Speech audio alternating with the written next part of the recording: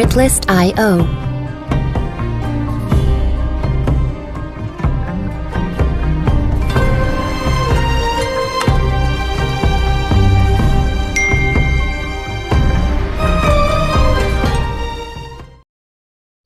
Assalamu alaikum students, once again welcome back to my YouTube channel AWF. My name is Fazal and today I am going to teach you future continuous tense. So let's get started. First of all, I would like to talk about its usage. What is the usage of future continuous tense? So future continuous tense indicates an action which will in progress at some definite time in the future. यानी future continuous tense को हम ऐसे actions के लिए इस्तेमाल करते हैं जिनके बारे में हम कहें कि फ्यूचर में ये इन प्रोग्रेस होगा, फ्यूचर में ऑन गोइंग होगा, फ्यूचर में ये जारी होगा। यानी किसी एक्शन के बारे में हम ये बताएं कि फ्यूचर में ये जारी होगा, तो फ्यूचर में जारी होने के लिए हम इस फ्यूचर कंटिन्यूअस टेंस को इस्तेमाल करते हैं। अब इसकी स्ट्रक्चर की बात करें तो पॉजिटिव सेंटेंसेस में सबसे पहले हम सब्जेक्ट का इस्तेमाल करेंगे, फिर उसके बाद हम हेल्पिंग वर्ब का भी इस्तेमाल करेंगे। हेल्पिंग वर्ब हमारे पास यहाँ पर विल बी होगा। इसके बाद हम वर्ब का फोर्थ फॉर्म इस्तेमाल करेंगे, यानी आईएनजी फॉर्म इस्तेमाल करेंगे। फिर उसके बाद हम ऑब्जेक्ट का इस्तेमाल करेंगे। एग्जाम्पल देखते हैं।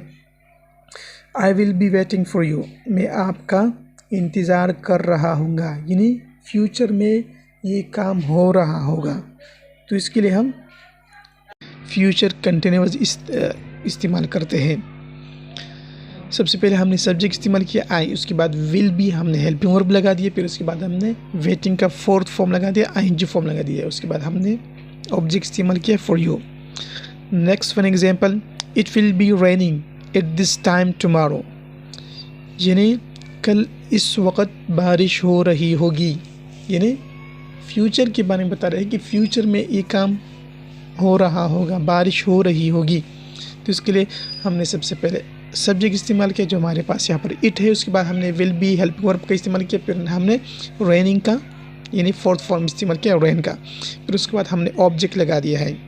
Next one, he will be visiting his friends this time next week, यानी वो अपने दोस्तों का विज़िट कर रहा होगा नेक्स्ट वीक में इस time.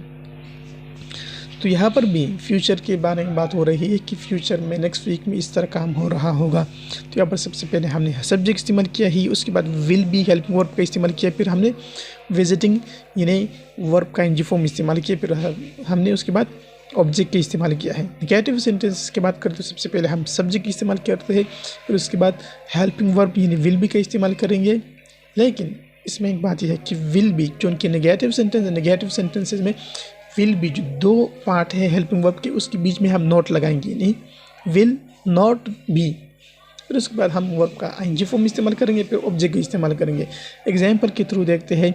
She will not be watching TV, वो टीवी नहीं देख रही होगी। तो यहाँ पर सबसे पहले हमने सब्जेक्ट इस्तेमाल किया जो शी है, फिर उसके बाद विल नॉट बी ये हेल्पिंग वर्ब है, इन बी के दरमियान और विल के दरमियान हमने नॉट का इस्तेमाल किया नेगेटिव सेंटेंस बनाने के लिए। फिर उसके बाद हमने वर्ब का एनजी फॉर्म इस्तेमाल किया है, फिर हमने उसका ऑब्जेक्ट इस्तेमाल किया है।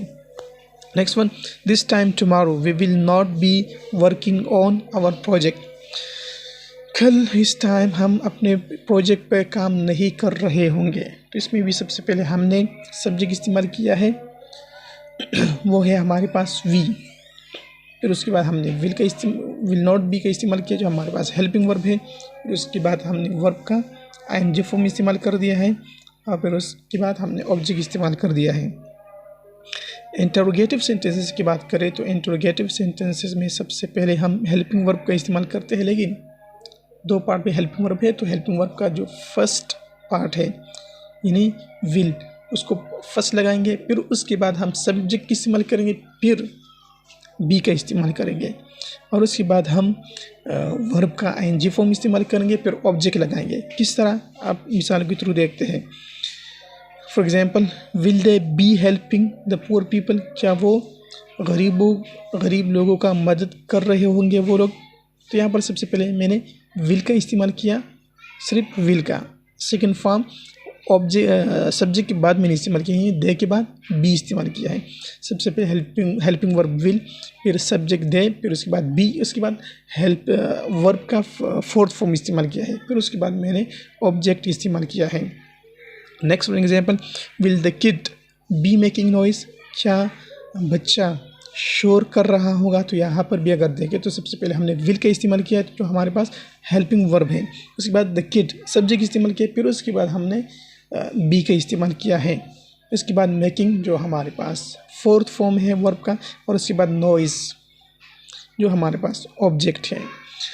Next for example, will you be celebrating your birthday, क्या तुम अपना बर्थडे सेलिब्रेट कर रहे होंगे।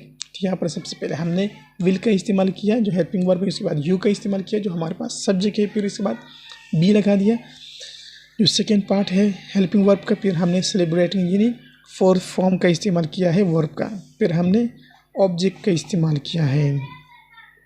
अगर आप इंटरोगेटिव सेंटेंसेस के शुरू में WH क्वेश्चन लगाना चाहो तो ये भी बहुत इजी है। सिंपल, आप विल से पहले यानी बिल्कुल सेंटेंस के शुरू में हम WH क्वेश्चन लगा देंगे तो वो जुमला बन जाएगा। For example, what will you be doing there tomorrow at this time, कल आप इस वक्त क्या कर रहे होंगे। तो इसमें सबसे पहले हमने WH क्वेश्चन लगा दिया, फिर उसके बाद हमने हेल्पिंग वर्ब विल लगा दिया, फिर उसके बाद हमने सब्जेक्ट इस्तेमाल किया, फिर उसके बाद बी लगा दिया, और बी के बाद वर्ब का फोर्थ फॉर्म इस्तेमाल किया है, और उसके बाद हमने ऑब्जेक्ट इस्तेमाल किया है। तो ये सिंपल तरीका है।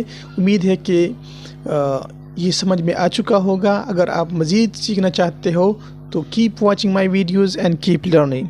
Good bye.